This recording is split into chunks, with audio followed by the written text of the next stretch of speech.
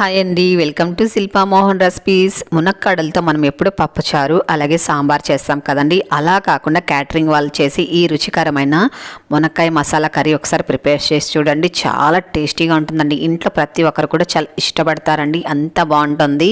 ఇది fried rice, idli, dosa, chapati అలాగే రైస్లో కూడా చాలా బాగుంటుందండి. ఇది ఎలా చేయాలో చూద్దామండి. దానికన్నా ముందుగా తప్పకుండా లైక్ చేయడం అస్సలు మర్చిపోకండి. తప్పకుండా లైక్ చేయండి. ఇప్పుడు ఎలా చేయాలో చూద్దాం. దీనికి ముందుగా మనము మునక్కాడలు తీసుకోవాలండి.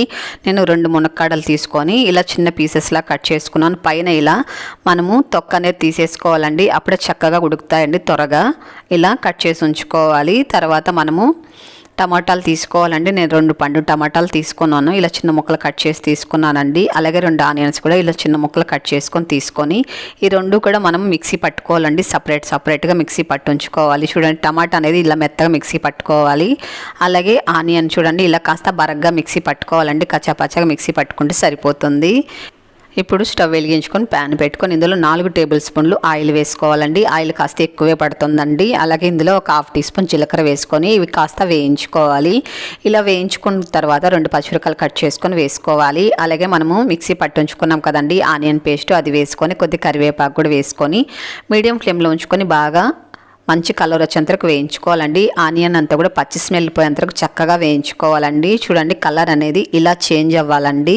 ఇలా చేంజ్ అయిన తర్వాత ఇందులో అల్లం వెల్లుల్లి పేస్ట్ ఫ్రెష్గా మిక్సీ పట్టుంచుకుంది 1 టీ స్పూన్ వేసుకొని పచ్చి స్మెల్ పోయేంతవరకు చక్కగా వేయించుకోవాలండి. అల్లం వెల్లుల్లి పేస్ట్ అంతా కూడా చూడండి చక్కగా వేగింది కదా. ఇప్పుడు ఇందులో మనము ఒక 1/2 టీ స్పూన్ పసుపు కూడా వేసుకొని ఒకసారి వేయించుకోవాలి.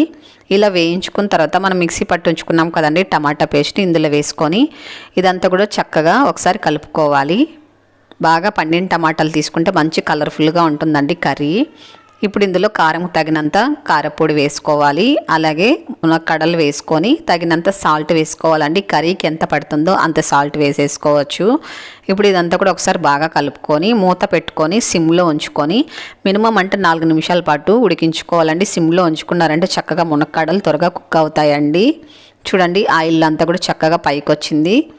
ఇప్పుడు దీనికి ఒక మసాలా ప్రిపేర్ చేసుకుందామండి. స్టవ్ వెలిగించుకొని ఒక ప్యాన్ పెట్టుకొని ఇందులో 1 టేబుల్ స్పూన్ పల్లీలు, 1 టేబుల్ స్పూన్ ధనియాలు వేసుకొని ఇవి కాస్త దోరగా వేయించుకోవాలండి.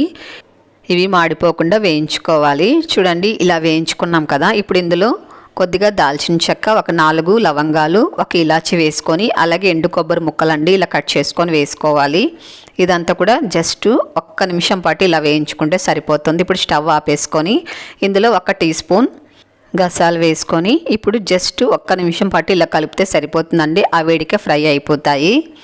ఇప్పుడు వీటిని చల్లారి పెట్టుకుందామండి. చల్లారి పెట్టుకొని మిక్సీ జార్లో వేసుకోవాలి. ఇప్పుడు ఇందులో చింతపండు వేసుకోవాలండి. మీకు ఎంత పులుపు కావాలో అంత చింతపండు వేసుకోవాలి. ఇప్పుడు దీన్ని ఫస్ట్ మిక్సీ పట్టుకుని తర్వాత కొద్దిగా వాటర్ పోసుకొని మెత్తగా మిక్సీ పట్టుంచుకోవాలి. మిక్సీ పట్టిన పేస్ట్ని ఇప్పుడు ఇందులో వేసేసుకోవాలండి. ఇందులో వేసుకొని మొత్తం కలిసేటట్టు బాగా కలుపుకోవాలి. ఇలా కలుపుతూ ఉండేటప్పుడే మనము మీడియం ఫ్లేమ్లో ఉంచుకోవాలండి. హై ఫ్లేమ్లో అస్సలు పెట్టకండి, అడుగు పట్టేస్తుంది. ఇప్పుడు మొత్తం కలిపిన తర్వాత సిమ్లో ఉంచుకొని మూత పెట్టుకొని ఒక 3 నిమిషాల పాటు వేయించుకోవాలండి. ఆయిల్ అంతా చక్కగా పైకి వచ్చేంత వరకు ఇలా వేయించుకోవాలి. చూడండి, ఆయిల్ అంతా చక్కగా పైకి వచ్చింది. అలాగే మనం మూత పెట్టి అలాగే వదిలేసేయకూడదండి. మూత అప్పుడప్పుడు తీస్తూ కలుపుతూ ఉన్నామంటే అడుగు పట్టకుండా చక్కగా ఆయిల్ అనేది ఇలా రిలీజ్ అవుతుంది.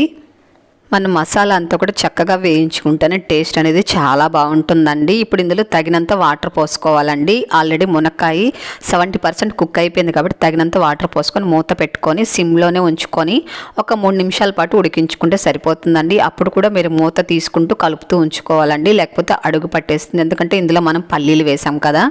చూడండి, 3 నిమిషాల తర్వాత చక్కగా ఆయిల్ అంతా పైకి వచ్చింది. ఇప్పుడు సన్నగా కట్ చేసుకున్న కొత్తిమీరని వేసేసుకొని ఇదంతా కూడా ఒకసారి కలుపుకోవాలి.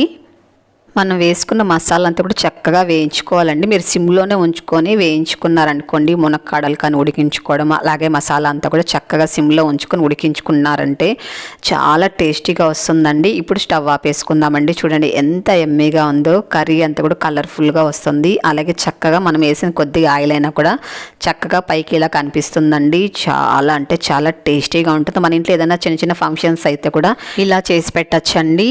తిన్నవారు అడుగుతారండి, మీరు ఏ క్యాటరింగ్లో మీరు దీన్ని ఆర్డర్ చేశారండి అని అడుగుతారండి. అంత యమ్మీగా ఉంటుంది. మీకు నచ్చింది కదా, అయితే ఒకసారి ట్రై చేయండి. ఎలాగొచ్చింది తప్పకుండా కామెంట్ చేయండి, షేర్ చేయండి, లైక్ చేయండి, మన ఛానల్ని సబ్స్క్రైబ్ చేసుకోండి.